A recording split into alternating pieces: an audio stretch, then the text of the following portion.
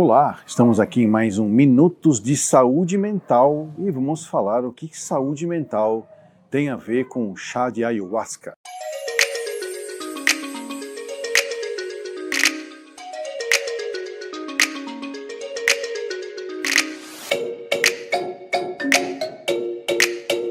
Hoje as pessoas estão sempre buscando alguma maneira de poder alcançar um estado de espírito de tranquilidade, né? De paz, de harmonia com a natureza. Não é comum as pessoas irem buscar isso na própria natureza. E da própria natureza existem substâncias que são capazes de nos ajudar nesse processo.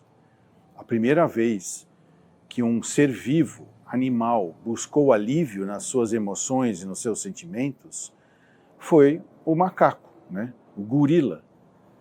O gorila macho, extremamente enfesado, furioso, era acalmado comendo umas plantinhas que a sua gorila fêmea lhe dava para comer, que eram umas florzinhas, e ele se acalmava. E essas florzinhas nada mais é do que a flor da camomila. Então existe na natureza, sim, substâncias químicas psicoativas que podem nos ajudar a regular o trabalho mental enquanto eu busco resolver as minhas questões emocionais.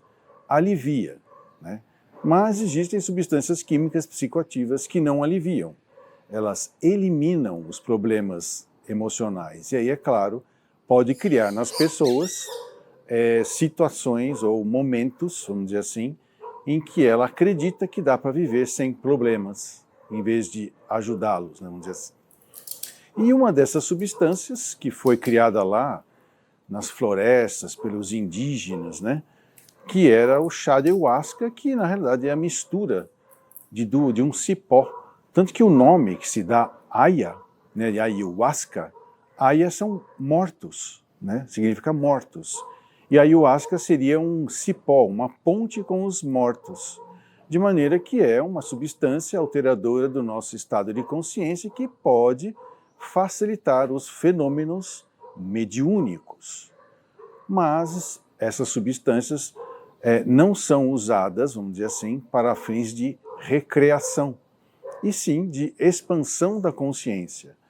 Então, existem várias sociedades que usam, estudam e aplicam o chá de ayahuasca, essa mistura desses cipós, dessas ervas, né, que tem substâncias que vão alterar o seu estado de consciência, permitindo, assim, uma manifestação mediúnica. Mas a pergunta é, os efeitos do chá ayahuasca para a saúde mental é sempre bom? Não. Do mesmo jeito que nem todos os remédios psiquiátricos e neurológicos podem fazer bem. E alguns têm efeitos paradoxais.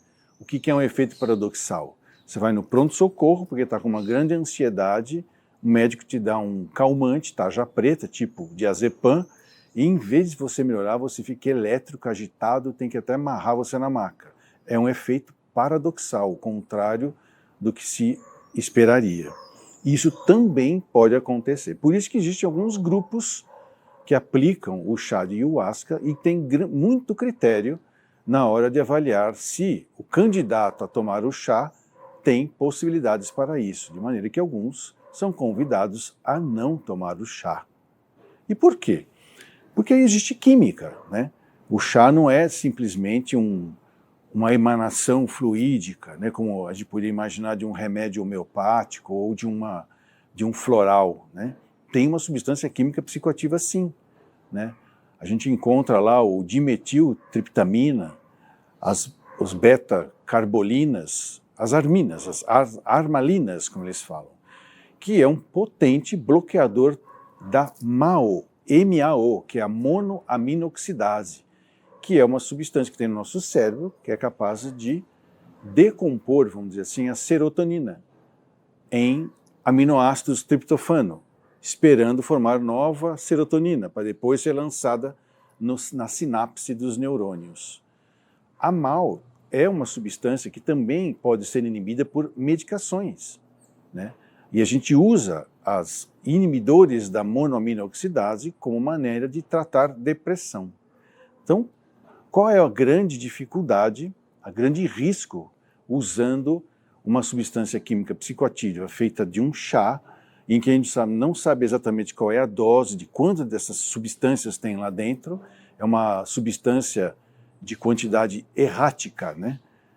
Ou seja, a gente não sabe quanto que você está ingerindo e o quanto de monoaminoxidase você vai estar inibindo, de maneira que você pode ter sim uma coisa que a gente observa e se previne e orienta os pacientes que usam antidepressivos e antidepressivos que são inibidores da monoaminoxidase, que é a crise serotoninérgica, que é uma quantidade tão grande de serotonina nos neurônios, né, nas sinapses dos neurônios, que aí eu posso ter uma série de efeitos colaterais gravíssimos.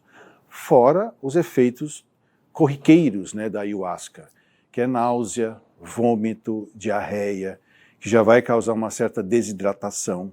E aí os compostos como a dimetiltriptamina, a beta-carbolina, são alucinógenos. Então você junta alucinação, desidratação e uma provável crise serotoninérgica, que dá crise de pressão alta, de aceleração do coração, né? Você pode ter uma crise grave, né, de descompensação. Se você já tem algum problema mental prévio, isso pode desencadear uma crise psíquica ou levando até um surto psicótico.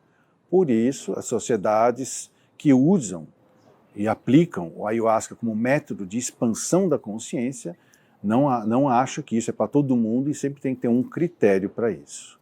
Então, o que a gente sugere é, se você está querendo expandir a sua consciência, sugerimos técnicas de meditação, como a yoga, a prece, a oração.